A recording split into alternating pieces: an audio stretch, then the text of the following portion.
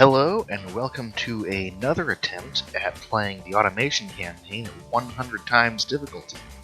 Now, today I'm going to be trying something that'll be even more difficult. I'm going to call the company Castle Motors because that's big and fancy. And what I've got going on is I've decided to follow the suggestions as to a theme, which means, in this case, we'll be making large off-road type cars. But that's going to be especially difficult on 100 times difficulty. In fact, I'm not sure I can pull it off.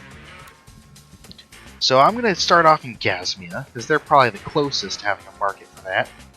But the trouble is, starting with a small factory, I'll be pretty limited in what I can make and make cheaply. So it'll be hard because I have to sort of sell expensive cars in order to make a profit on a small factory, while at the same time, vans, off-road vehicles don't tend to be very expensive. So I'm going to sell every edge I can get, except maximum competition, of course.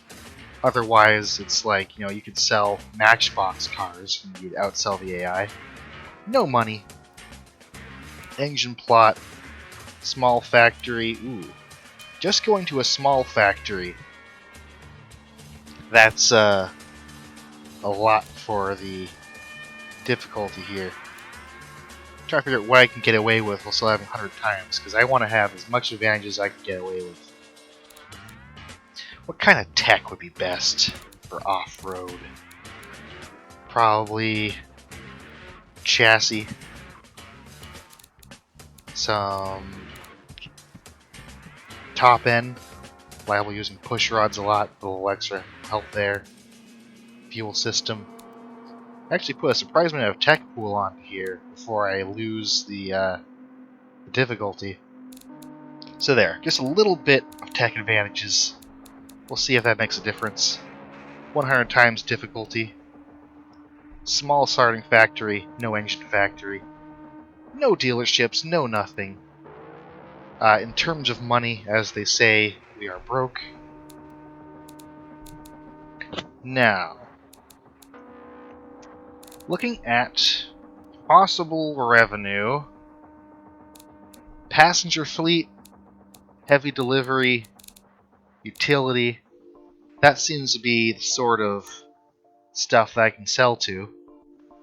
Technically, I could almost make the game easier by starting later when utility premium actually exists. We're going to try and hold out until that exists, and, well, honestly, I guess we'll be doing kind of poorly if we're still working with medium factories in 1960. That'll be holding on or growing. Or, sorry, not working with medium factories. We still have a small factory by then. But, this is the sort of markets that you'd want to sell to if you're making off-road cars. You only have a small factory. They spend the most. So who has the most budget? That would be heavy delivery, heavy utility. So that's the kind of car that we're going to make in our little garage factory. We're going to make custom, bespoke, handmade heavy utility vehicles. And we're going to find out if it's possible to avoid going broke doing it. This will be a lot more difficult than some of the luxury or GT, where a single car can make us, $15,000 of profit. We'll have to get a lot more efficient on our production units. So I'm going to target heavy utility. And I'm looking for a model here that gets me a van and a pickup, and is probably pretty large. This 2.9 meter is actually probably the best option by far. See, I've got lots of mods downloaded. Yeah, no, that'll be it. There's no question.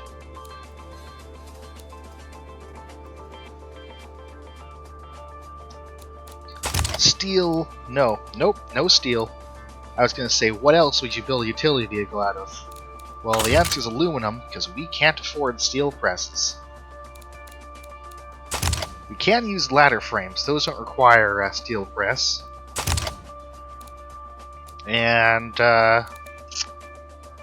Let's go solids all around. Solid axles.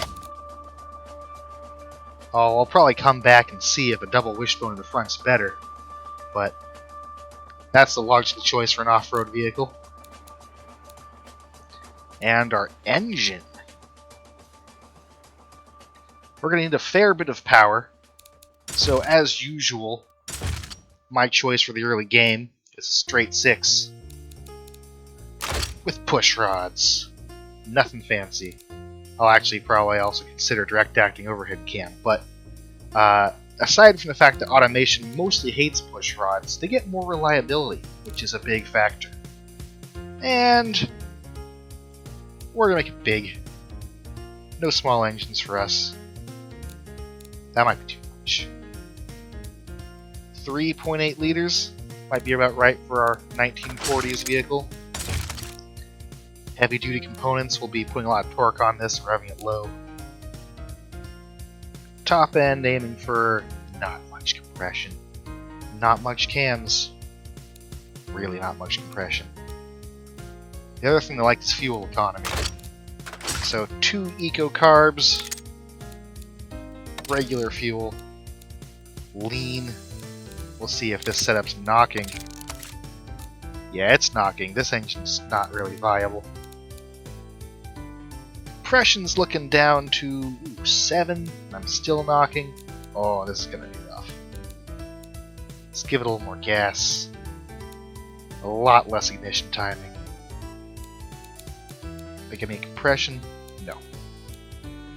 112 horsepower, 192 torques. That's getting reasonable. You just gotta take. Oh my gosh, the graph's not even moving. We hit 100% valve flow at 4,700. The default's 5,800. So that just tells you how slow our engine is compared to typical automation engines. But that's good. Low revving means high reliability. Exhaust, get a little smaller. And I think I targeted utility for this. I'm going to start with the truck. To get the most sales, I might actually launch immediately with both body varieties. Rear wheel drive, 3 speeds, manual locker. Top speed getting around 100. Maximum gear spacing, that's what they like. Hard long life tires. Tall sidewalls. Drum brakes, no other choice. Maximum cooling airflow. It gives a multiplier utility, if I believe correct there. Basic, none. Quality. Quality. Standard safety? Ooh, no, something's wrong with this. Low off-road penalty, 24%. I'm gonna have to figure out what's wrong with my car. Low drivability. Low comfort. Low comfort penalty and heavy utility. That's impressive. I think you have to really have an awful car. 2.8 degrees roll angle. Yes, the default suspension setup is, who would have guessed it, horrible. It doesn't like this car. Let's just soften everything. Tends to be doing for off-road, roll angle, height. No sway bars. Get those out of here. That's too advanced high-tech for us. On standard springs, I'm not even carrying very much in this thing.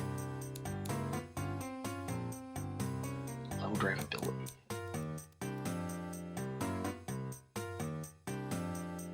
Ride height, too high.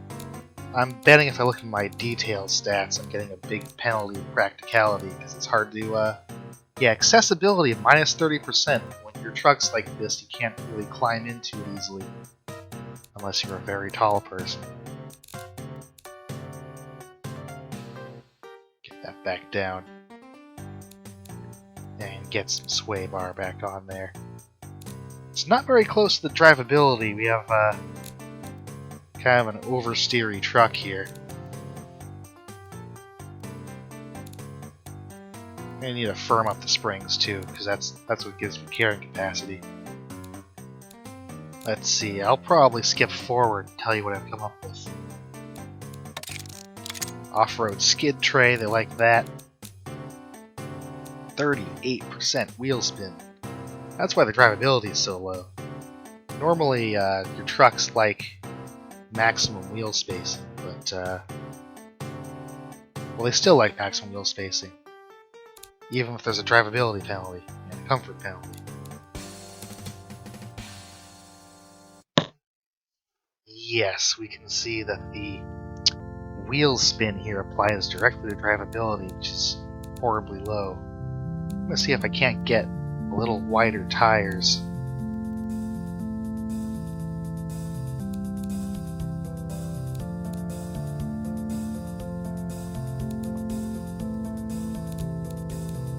The biggest possible tires are doing just a little better. I almost prefer a staggered tire setup, but I want to keep it cheap.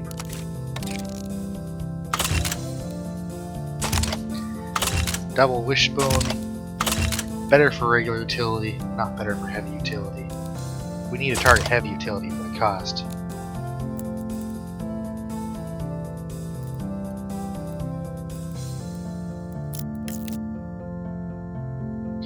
What they do like is a 4-speed manual. They still don't like me to take away any gear spacing. This is a really difficult build to get them to even like it. I know some bodies are kind of cursed when it comes to utility, but it's been a while since I had this much trouble picking out something in the campaign. Just following the numbers to a taller truck. Ride height goes up, scores go up. 7.2 degree roll angle, 1,000 kilograms load capacity. We've got a 1-ton truck on our hands. Get a little more out by morph. Oh, that looks so ugly, but oh, why is this allowed? Who set the body limits here? That's horrible. Do they like it? Of course they frickin' do. Do they like that less? A little less, but that's more drivable, I bet. 100-foot truck bed.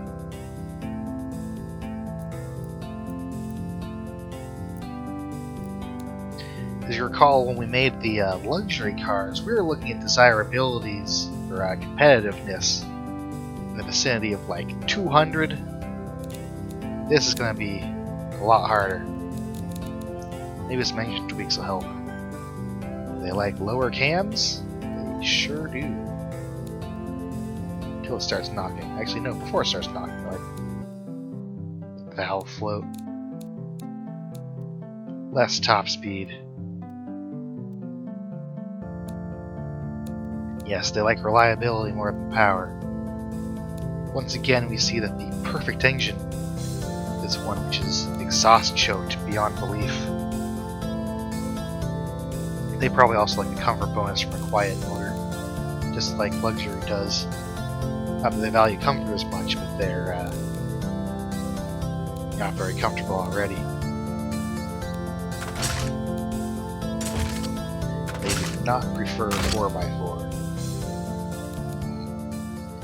At this rate, I am running out of anything to try that'll make them like this truck more. It might be that the, who would have guessed it, aluminum-bodied pickup truck is not a great option. Well, no longer having anything else brilliant to try. Let's whack some more quality on there. Basic interior. Radio, of course, is going to sell. It's way too expensive in 1946. Yeah, severe issues with wheel spin, terrible brakes. We know all that stuff. Brakes. Can I get more, like, more pads? Yeah, racing pads on this truck. They don't like brake quality because they want to pay for it. They like more pads.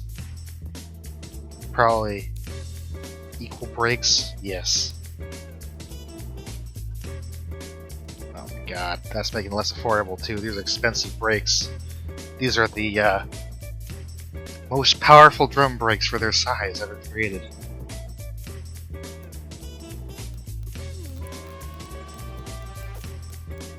Alright, we end up with 100 competitiveness. That's telling me that I'm equal to the cars that are already on the market, even though I still have to develop and manufacture this thing. That's not a great sign.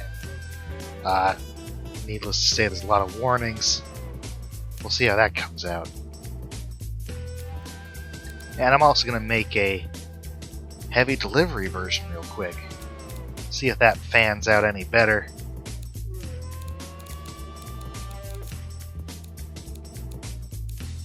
Scoring 53 for low drivability. Ooh, terrible.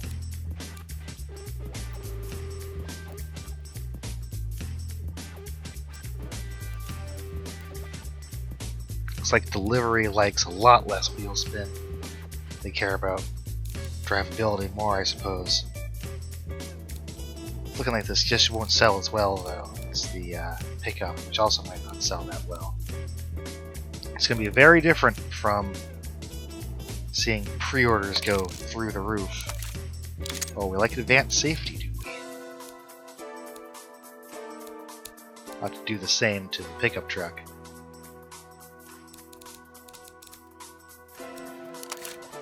Yeah, yep, advanced safety squeezes 5 more points into that.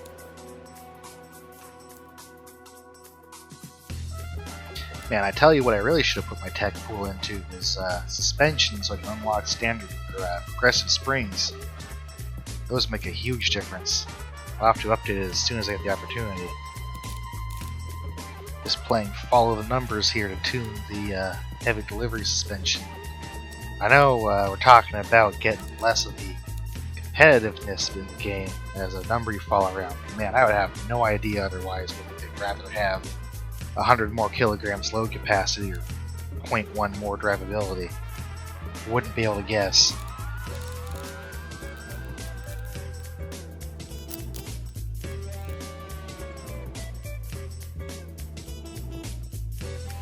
Seems like another thing that heavy delivery would like is the engine not to be so goddamn big.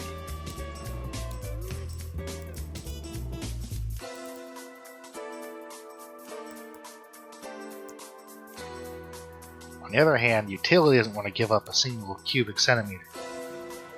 I might even have to make 2 variants of the engine.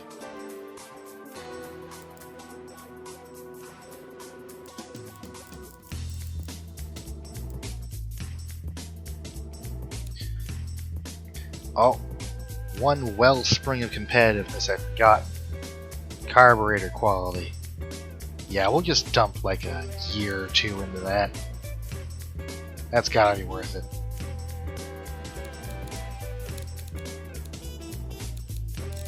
And for delivery only, much smaller engine.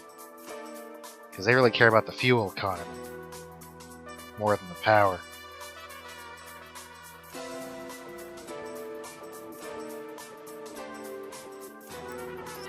In fact, there it is, the absolute minimum bore of our enormous engine block, down from 3.8 liters to 2.6 liters.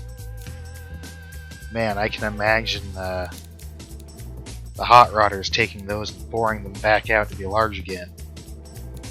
So there, with a new engine variant, gets 16 miles per gallon almost. We've got a just barely competitive heavy delivery option here. Fortunately, it's not really doing it in off-road. Is off-road even a meaningful market? So it is compared to heavy utility.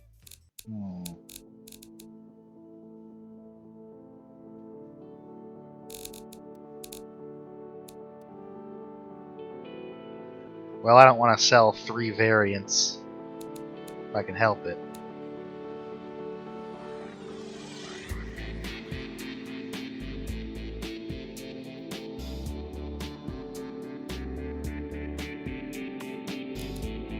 Yeah, no. Off-road, I don't think off-road's happening.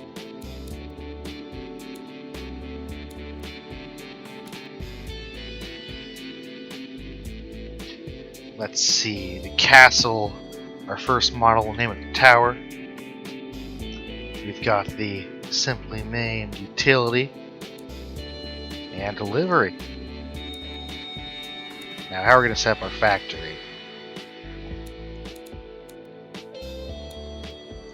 We can afford a small tube. 5 million. Oh, that'll make it tight. No. See, the more cars I make, the better it is. But if I run my credit rating too low, it'll be harsh.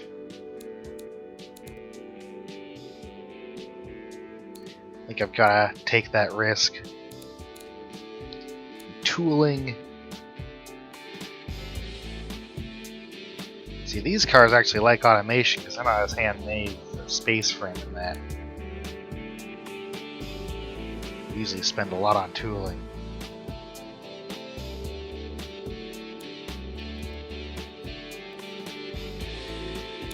About 500 cars a month. Hopefully that's enough.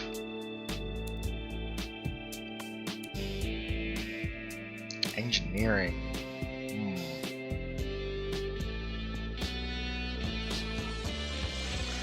See, the baseline engineering costs, I'm looking at spending almost as much as a factory upgrade. It's quite rough. I might just have to make it take a few years. And we can get a little more competitive if we squeeze reliability, tooling, keep the costs down.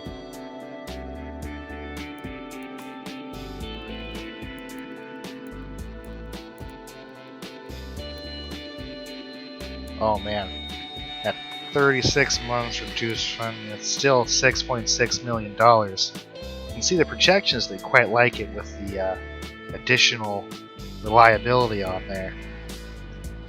But I just don't think we can afford this plan. Have to drop the tooling, drop the process, drop some reliability, and drop some funding.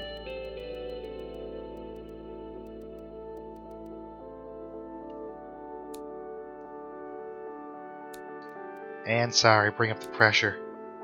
Sorry, engineers. I'm gonna have to really work you. That saves us some money. Naming the engine. Stick with a castle theme. They're moat engines. That's the closest thing. Not drawbridge. Drawbridge is the closest thing to what's in a castle, or part of a castle, and definitely moves.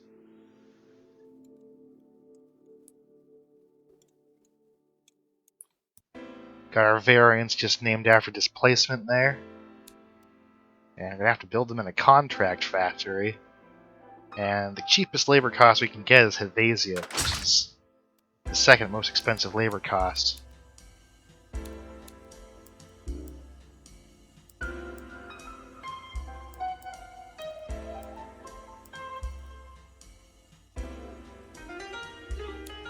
Gotta save some money on these things. Can reduce the tooling, because fortunately with the contract I'll still be making... Will I be making enough engines? Barely.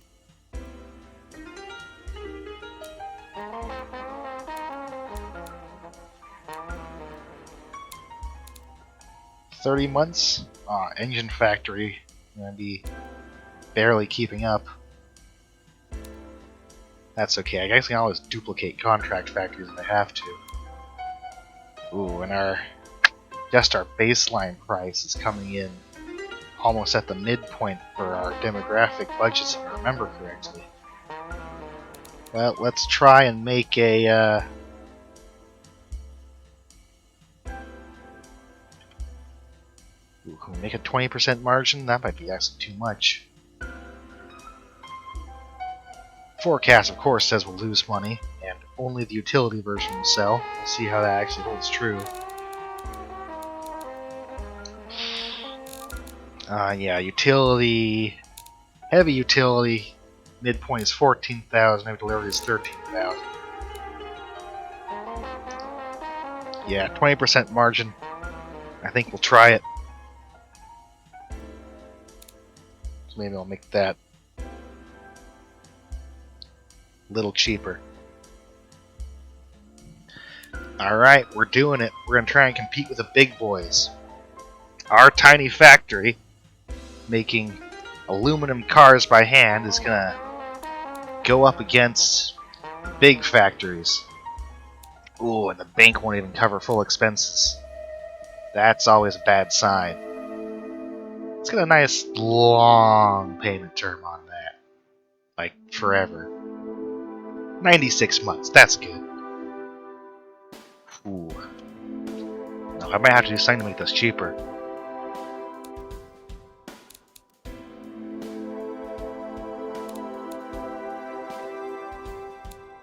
Only $1 million factory tool. You know, instead of upgrading a factory, I'm keeping a small one factory. Tragically. But I'm going to absolutely maximize the tooling.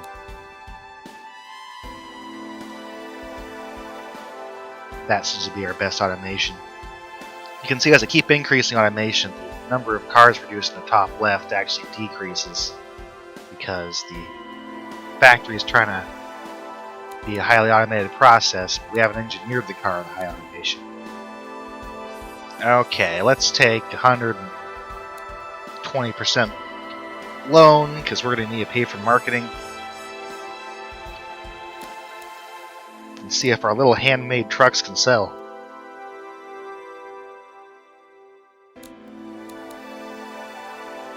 Just the first year here, I'm going to hold off entirely on starting to market. Actually, nah. Let's get going. Gives me a drivability.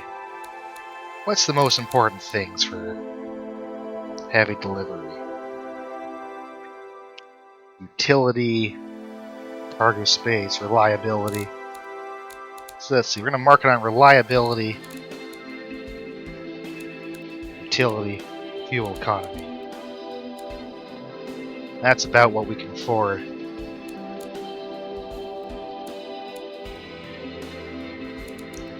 Strictly speaking, it's more than we can afford.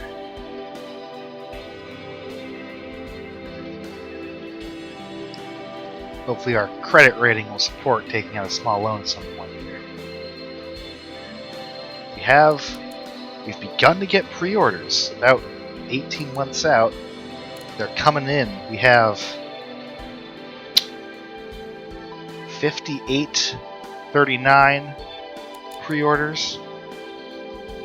People are excited for our cars, apparently. They want to try the amazing aluminum handmade trucks. Bring in now 60,000 per month. Gotta spend every red cent on marketing to compete. I'm pretty sure with our neighbors who have much bigger factories.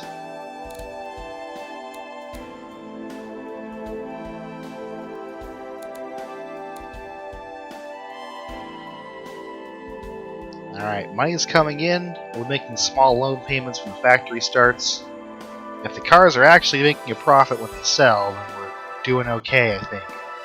It's just going to be a question of if we can expand our factories fast enough to reduce our prices before the competition reduces their prices. Lots of income here. Most of that's the excess loan paying in.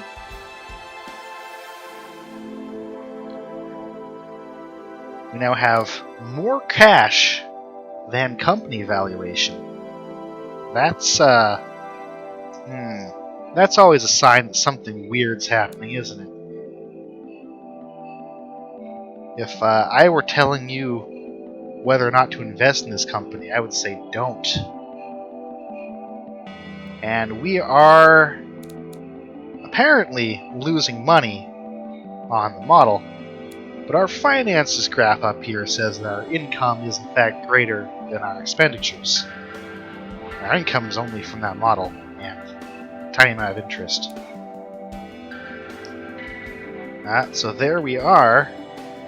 We've got 10 million in the bank. We're making our payments. Pre-orders are growing drastically. So in fact, I was far too conservative in pricing these cars. That means that's a good sign. It means we're not going to go bankrupt, I think. Let's go ahead and make that a 30% margin. Just going to work the prices up until I see pre-orders start to go down. It's going to require some patience. Pre-orders are about stable. It means we're getting new pre-orders at the same rate we're selling our cars. Who's pre-ordering? Why, yes, I'd like to wait a year to take delivery of some vans. If you need to buy vans for your company, surely you need them right now, right? Anyway, time to charge more money. Let's go to a 40% margin. Of course, the forecaster there says doom and gloom, but the forecaster can go to hell. Still not getting rid of all our pre-orders. Now I'm going to be careful. I learned my lesson last time. Even though I sat down to lecture you all about how bad it can be when you have a new trim or an update come out and you have to pay back all your pre-orders, it got me. So I'm going to make sure there's no pre-orders. 55% margin. Forecaster says I'm insane. These aren't competitive at all. I'll lose money. Money's coming in. More money's coming in than it was before. I don't have a lot of tools to tell me what's the right price, but apparently it's more than I was getting. The dealerships are making a pretty slim margin themselves, but they're apparently happy with it. I guess they're happy to have any cars in 1950 when there's just not enough cars being manufactured.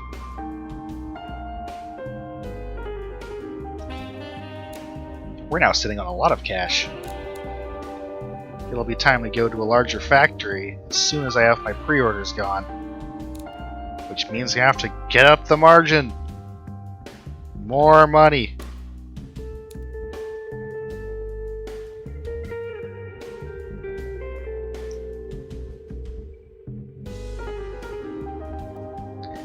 Whatever number it uses to figure my profits and losses is finally in the green, even though my actual profits are way in the green.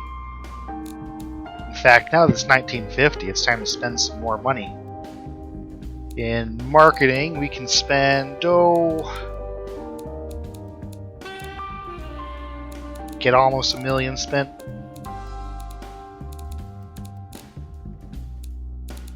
Not even close, like $500,000.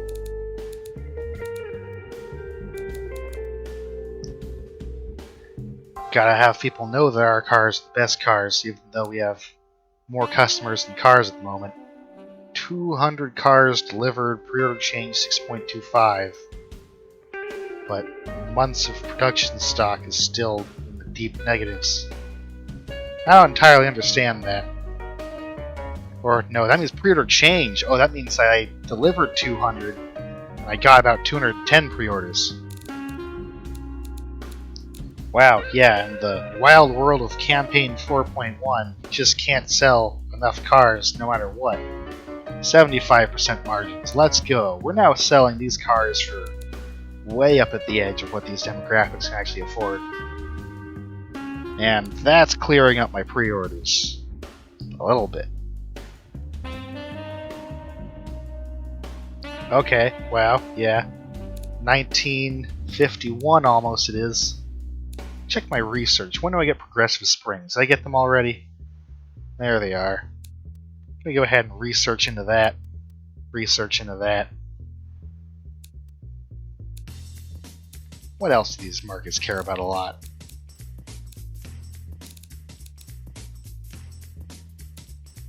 Exhaust. Just a little in the research.